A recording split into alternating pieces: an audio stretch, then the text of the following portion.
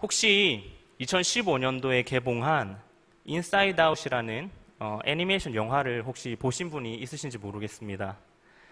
이 애니메이션은 인간의 감정을 잘 표현한 영화로 당시 27인 제가 봤을 때도 유치하지 않고 정말 잘 만들었다 싶을 정도로 그 내용과 표현면에 있어서 훌륭했던 영화라고 기억을 하고 있습니다. 이 영화의 주인공인 라일리는 여자입니다. 근데 이 라일리가 실질적인 주인공은 아니고요. 실질적인 주인공은 이 라일리 머릿속에 있는 5가지 감정들입니다.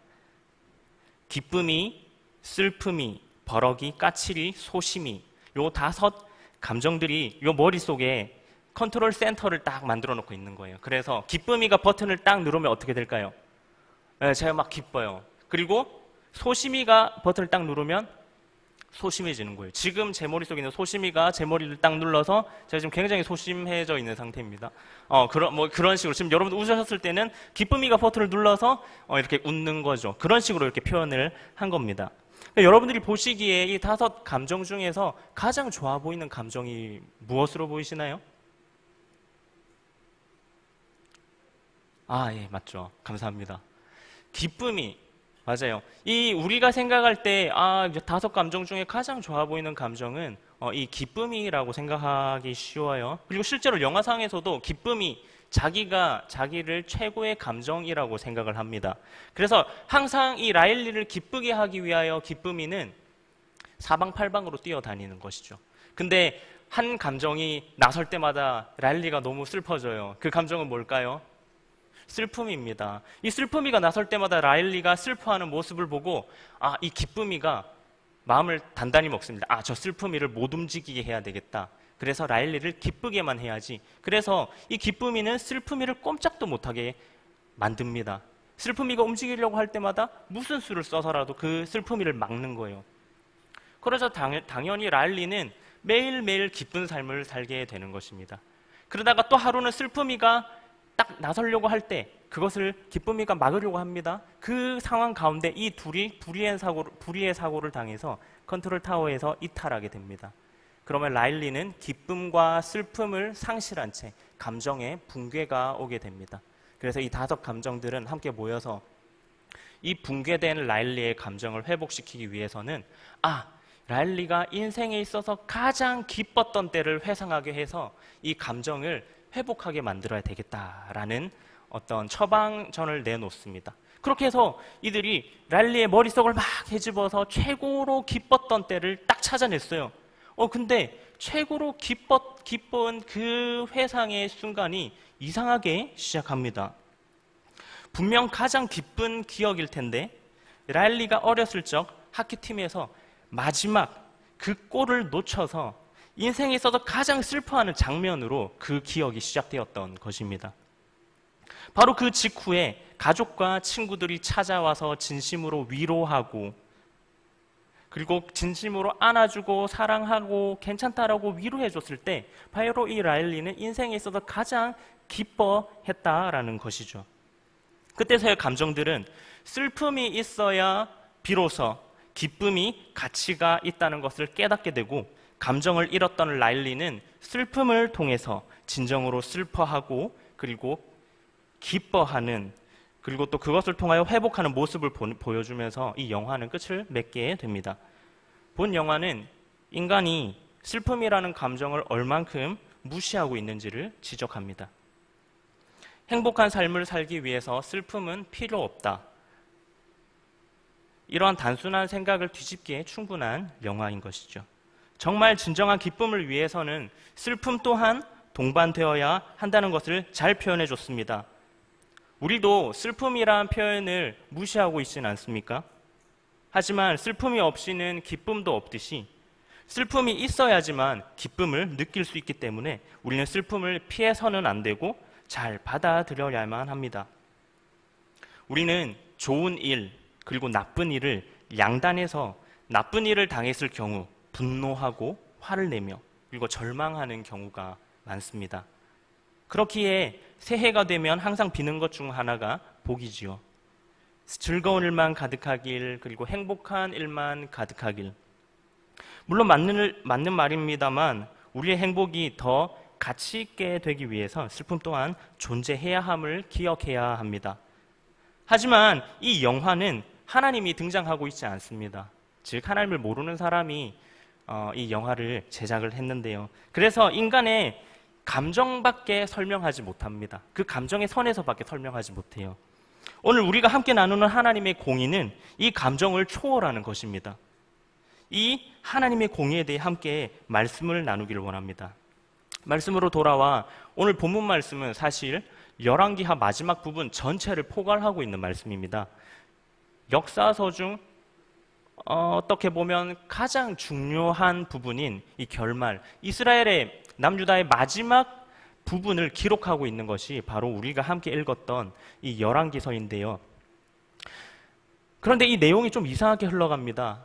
창조 때부터 오늘 본문 말씀에 이르기까지 하나님은 하나님의 족보를 이어오게 하셨고, 그리고 숱한 위기 가운데서도 이스라엘의 신락 같은 희망을 주셔서 결국에는 하나님의 백성이 승리하고, 그리고 하나님의 족보가 이어지고, 그리고 그 희망을 통하여 모든 환난과 어려움을 극복해냈던, 그렇게 인도하셨던 분이 바로 하나님이신데요. 근데 오늘 본문을 보면 이 본문이 해피엔딩으로 끝나지 않습니다. 열왕기하 25장 이전부터 이어지는 내용들을 보면 바벨론 왕 느부갓네살이 예루살렘을 정복하는 과정들이 기록되고 있습니다. 그 과정 중 선대 왕들이 하나님께 범죄해서 바벨론에게 잡혀가고, 그리고 결국 마지막 이 시드기야 왕까지 이르게 됩니다. 지금까지 하나님이 극적으로 이스라엘을 구원해 주셨던 것처럼 이 시드기야 왕이 지금 처해 있는 이 상황에서 하나님이 딱 등장해서 이제 완전 예루살렘 성이 함락되기 직전에 하나님이 군사를 딱 데리고 와서 시드기야야, 내가 너를 구하러 왔다 이러고 딱 구해 주실 것만 같은 게 원래 이 시나리오인 것 같은데 오늘 본문 말씀은 그렇게 말씀하고 있지 않습니다. 본문 25장 7절에 보면 그들이 시드기야 아들들을 그의 눈앞에서 죽이고 시드기야의 두 눈을 빼고 노사슬로 그를 결박하여 바벨론으로 끌고 갔더라. 네. 아니 이제 이스라엘의 마지막 왕입니다. 그리고 이스라엘의 마지막 상황인데 구해질 것만 같았던 바로 그 상황에 하나님이 구하시지 않고 어떻게 됩니까?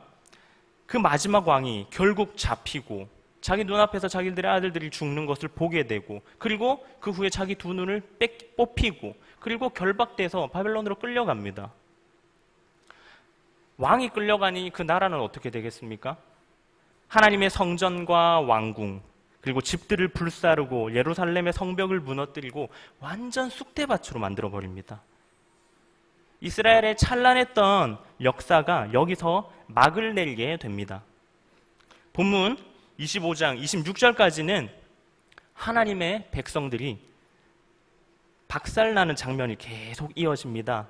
그런데 그러다가 26절에 이르러 뜬금없는 상황이 발생합니다. 잡혀갔던 시드기야 말고 시드기야 전에 잡혀갔던 여호야긴이 그 지위를 되찾게 되는 일입니다. 비록 이스라엘은 멸망하였고 그들이 포로라는 사실에는 변함이 없었습니다. 하지만 함께 포로로 잡혀갔던 남유다 사람들에게 있어서는 이 여호야긴은 왕이었습니다. 이 여호야긴은 이방의 땅에서 왕으로 지위를 회복받게 되고 인정받게 되고, 이로써 다윗의 왕조가 끊어지지 않고 이어지게 되며 열방의 기록은, 이 열왕기서의 기록은 끝이 나게 됩니다. 오늘 본문에서는 하나님의 백성이 완전히 끝이 난 것처럼 보입니다.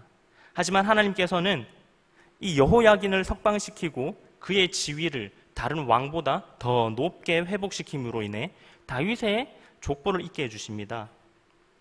이스라엘을 철저하게 심판하신 하나님은 정의의 하나님이십니다. 그리고 철저하게 심판받은 이스라엘 백성에게 생명을 주신 분이 바로 공의의 하나님이십니다. 바로 이 공의의 하나님을 여러분과 제가 함께 나누고 있는 것입니다.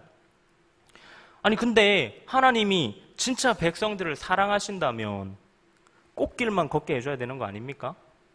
행복하게 신앙생활을 하게 해줘야 되는 거 아닙니까?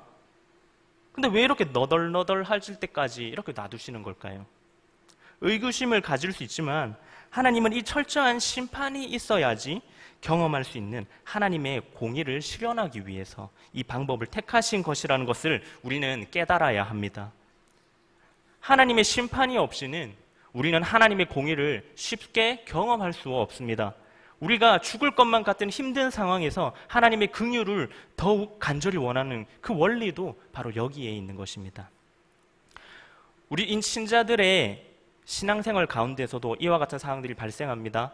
정상적인 사람이라면 우리 모두 행복하길 원하고 그리고 복받기를 원하고, 그렇지 저주받고 고통받고 싶어하는 사람이 어디 있겠습니까?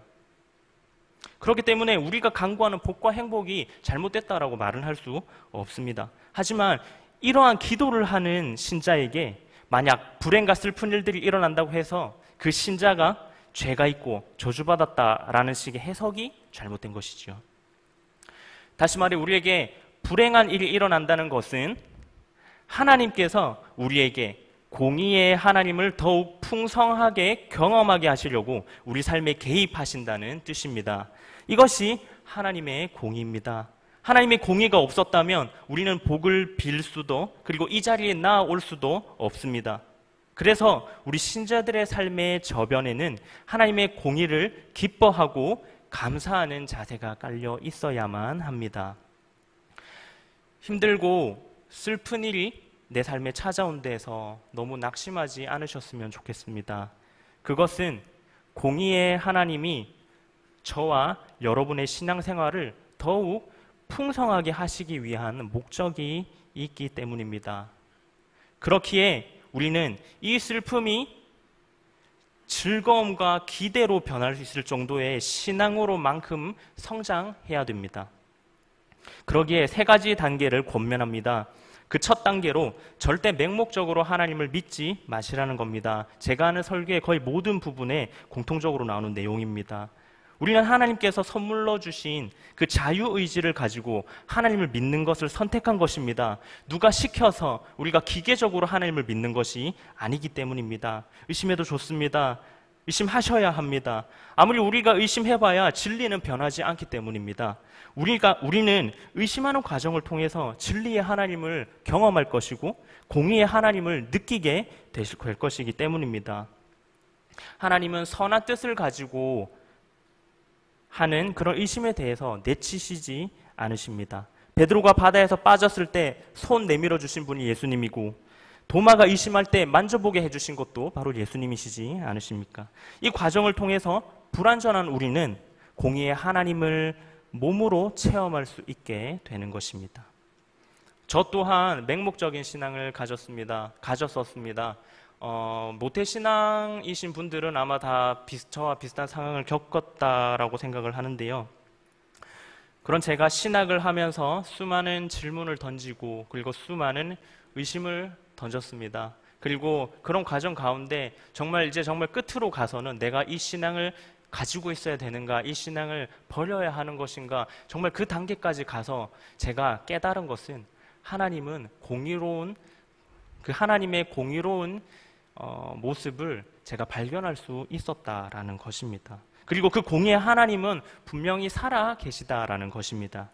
그러니 여러분도 무조건 믿기만 하거나 맹목적으로 믿어 넘기려고 하시는 것이 아니라 하나님이 어떤 분이신가 정확하게 물어보시고 질문하시고 의심하셔서 그 하나님으로부터 오는 그 답을 정확하게 알아 배워가시는 그런 여러분들이 되셨으면 좋겠습니다. 2번째 단계로 그 공의의 하나님을 기대하는 삶을 사셔야 합니다. 하나님이 살아계시다는 것을 확실하게 체험하고 우리의 삶을 공의의 하나님이 주관하신다는 것을 인정한다면 걱정할 것이 무엇이겠습니까? 한 나라가 완전히 박살이 나고 멸망하였지만 그 가운데서 다윗의 핏줄을 이어 지금까지 주의 백성을 이어오신 분이 바로 공의의 하나님이신데 하물며 우리의 인생 하나 공의로 다스리지 못하실 리 없지 않으십니까? 고통 가운데 세밀한 음성으로 하나님의 공의를 경험하며 사는 하루하루가 천국 백성의 자랑이자 훈장 아닐까요? 3번째 단계는 공의의 하나님께 맡기고 겸손히 순종하는 삶의 자세입니다. 여호야긴 그리고 시드기야뿐만 아니라 북이스라엘 그리고 남유다 대다수의 선대 왕들의 공통점이 무엇이라고 생각하십니까? 하나님이 뜻하시고 계획하신 바가 있는데 무시하고 자기가 자기 생각대로 잘 해보려고 수를 쓰다가 망한 것 아닙니까? 여호야긴은 왜 잡혀갔습니까? 애초에 바벨론에서 대리 통치를 시킨 것이 바로 이 여호야긴입니다. 근데 이것이 하나님의 의지였지요. 하지만 여호야긴은 그 와중에 지가 한 나라의 왕으로 좀 잘 해보려고 하나님의 말씀을 듣지 않고 애굽하고 내통하다 걸려서 잡혀갔지 않습니까? 바벨론에. 그리고 시드기야는 어떻습니까? 하나님께서 예레미야를 보내서까지 권면하셨습니다. 바벨론에 항복해라. 이것이 니네가 나의 말을 듣지 않고 내 명령을 어겼던 것의 심판이다. 그리고 이것이 내 뜻이다. 그런데 시드기야의 대답은 무엇이었습니까? 우리는 결사항쟁한다. 이 나라를 내가 연합해서 한번 지켜보겠다 해서 애굽 연합군을 창설했지 않습니까? 그리고 박살났지 않습니까? 그래서 수많은 사람이 죽고 결국 이 예루살렘 성을 지키지 못하고 멸망하게 됩니다. 물론 이 사건들을 통하여 드러나는 것은 위대한 하나님의 공이지만 우리의 모든 삶은 하나님께서 공의로 다스리고 계십니다.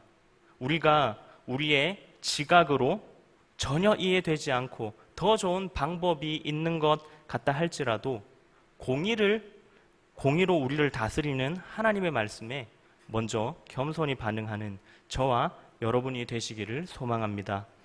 아울러 그 하나님의 공의의 결정판인 예수님을 꼭 소유하는 주님의 성도들이 되시기를 소망합니다.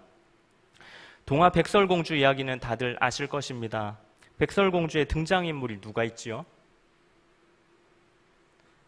백설공주가 있겠고, 일곱 난쟁이가 있겠고, 마녀가 있겠고, 왕자님이 있겠고, 이렇습니다. 근데 우리는 백설공주의 이야기를 잘 알고 있고 익숙하다라고 말은 하지만 우리 기억 속에서 별 비중 없는 등장인물이 있습니다. 혹시 제가 언급하지 않은 이 등장인물이 누군지 아시나요? 맞습니다. 바로 사냥꾼입니다. 이 사냥꾼이 뭘 하냐면요. 백설공주를 도망가게 하고 본인은 죽게 되는 인물입니다. 하지만 사람들은 이 장면을 새까맣게 까먹고 왕자와 백설공주가 잘 먹고 잘 살았더라 이것만 기억하고 있습니다. 이 사냥꾼이 없었다면 과연 이 백설공주가 그런 해피엔딩을 맞이할 수 있었을까요? 오늘 이 내용을 가지고 저는 이러한 사냥꾼이 같은 사람들이 됩시다라고 말씀을 전하는 것이 아닙니다. 너무나도 익숙한 저 이야기에서 사냥꾼을 기억하지 못하는 우리들의 모습과 그리고 너무나도 익숙한 신앙생활 가운데 하나님의 공의인 예수님을 기억하지 못하는 우리의 모습이 비슷하지는 않습니까? 우리 삶 속에 예수님이 있으십니까? 우리가 복받고 행복하려는 그 목적이 예수님에게 있습니까? 우리가 오늘 함께 이 자리에 모여 예배하는 바로 이 마음 속에 예수님이 있으십니까? 우리는 너무나도 익숙해져 버린 신앙생활 가운데 가장 기본적인 예수님을 빼먹고 있지는 않은지 돌아보아야 합니다. 하나님의 공의이신 예수님을 내 마음에 모시고 내 삶의 기준으로 세운다면 우리가 하는 선택과 결정이 결코 틀리지 않을 것입니다. 말씀을 정리하겠습니다. 오늘 저희는 열왕기서의 마지막 부분 남유다의 멸망과 그 과정 가운데 공의의 하나님의 모습을 함께 나누었습니다. 우리는 이로써 하나님의 속성 중 공의로우신 하나님의 모습에 대해 집중해야 할 필요성을 깨달았습니다. 그리고 하나님은 그 공의의 결정판으로 예수님을 보내주셨습니다. 예수님이야말로 하나님의 공의입니다. 그렇기에 우리가 하나님의 공의를 내 마음에 둔다는 의미는 다른 말로 예수님을 내 마음에 모시는 삶이 되는 것입니다. 오늘 제가 이 자리에 설 때 제 안에 예수님이 없이 서게 되면 저는 그저 평범한 대학원생에 불과합니다. 하지만 제 안에 예수님이 계실 때 저는 예수님으로 말미암아 하나님의 말씀을 대언하는 말씀 사역자로 서게 되는 것입니다. 여러분 또한 마찬가지입니다. 여러분 안에 예수님이 없으시다면 그냥 동네 아주머니, 동네 아저씨에 불과합니다. 하지만 여러분들 안에 예수님이 있다면 비로소 하나님의 군사가 되고 하나님의 증인이 되는 것입니다. 우리 모든 민족교회 성도 여러분, 2019년도 한 해 벌써 중반을 넘어가고 있습니다. 남은 2019년도는 공의로우신 하나님의 주권 아래 온전히 예수님과 동행하셨으면 좋겠습니다. 그래서 동네 아저씨, 아주머니, 학생이 아닌 주의 신실한 백성, 군사로서 살아내는 우리 사랑하는 모든 민족교회 모든 성도님들 되시기를 주님의 이름으로 간구합니다.